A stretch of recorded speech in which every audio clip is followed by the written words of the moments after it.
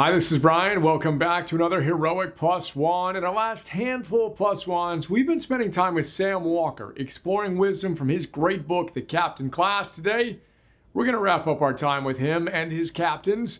We're going to talk about the fifth quality elite captains possess. They motivate others with passionate, nonverbal displays. Let's get straight to work.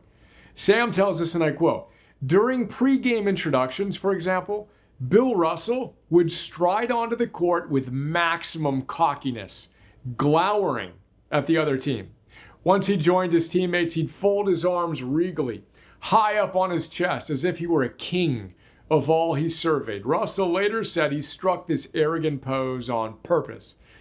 Then, Sam tells us, the Tier 1 captain who stood above the rest in terms of aggressive displays was New Zealand's Buck Shelford. On the rugby pitch, Shelford's persuasive Maná combined with his unforgettable toughness left no questions about his passion to win. One of Shelford's most memorable qualities as captain was his dedication to a pre-game ritual known as the haka.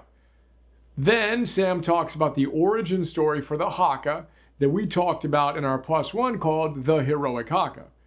Note, Buck Shelford is a case study in extreme doggedness. He's the guy who played through a scrotum tear we briefly mentioned not too long ago. Yes, I too wince every time I type and or say that. Imagined experience and mere neurons for the win. Now, that passage is from chapter number 9 of his book called Calculated Acts, the Power of Nonverbal Displays. Know this, all of the best athletes and teams are focused on this.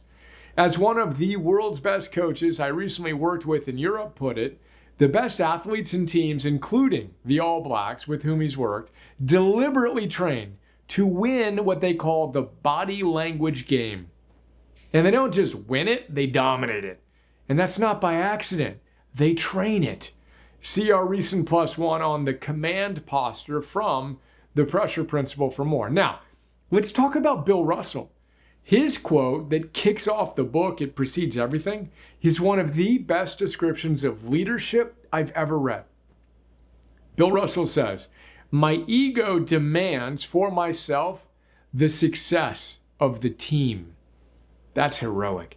Now, let's go back to the New Zealand All Blacks haka to make the point for today's Plus One.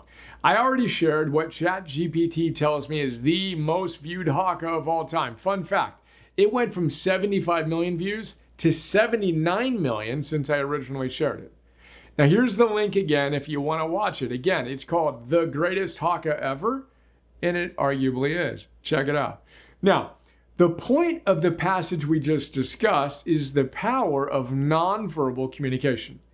And no team in the history of sports has had a more ritualized and powerful demonstration of this power than the New Zealand All Blacks rugby team, period.